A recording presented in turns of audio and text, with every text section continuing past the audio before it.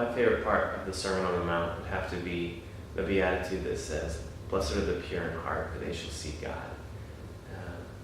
First of all, what a promise that we would see God. And in a world that pulls us in a dozen different directions every day, God says, just focus on one thing. Focus on one thing.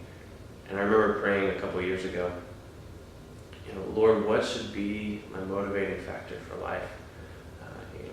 I feel just unmotivated right now, and all the Lord told me was seek my face.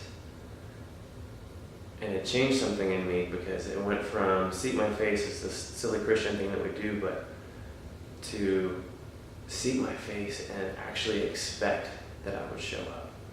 And so for that reason, that's my favorite, because it's living life with the expectation of actually seeing the God of the universe.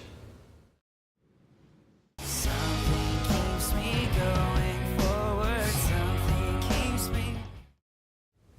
One of the most challenging parts of the Sermon on the Mount to me is the opening line that says, "Blessed are the poor in spirit, for theirs is the kingdom of heaven."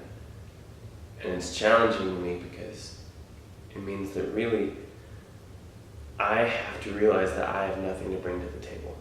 It means that I have to be completely dependent on God to even get into the kingdom of heaven.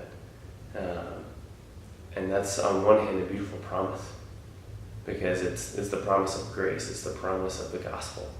And on the other hand, it's totally counterintuitive to me, because everything in me wants to earn what I gain. And God says, no, this is all about me and what I'm coming to do for you. And he says that to the whole world. I know that I'm with you. One way that I try to live my life in contrast to the world is to simply let my prayer be daily, "Your will be done," as it says in chapter 6. And sometimes that's easy, but then there's other times where my will is literally in contrast to what God wants.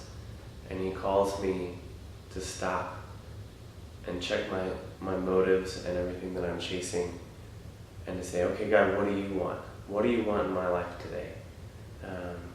And sometimes that's to stop what I'm doing. Other times that's a huge dream that he has for me to chase. But daily to submit to what he wants, because his kingdom is coming and I want to be a part of it.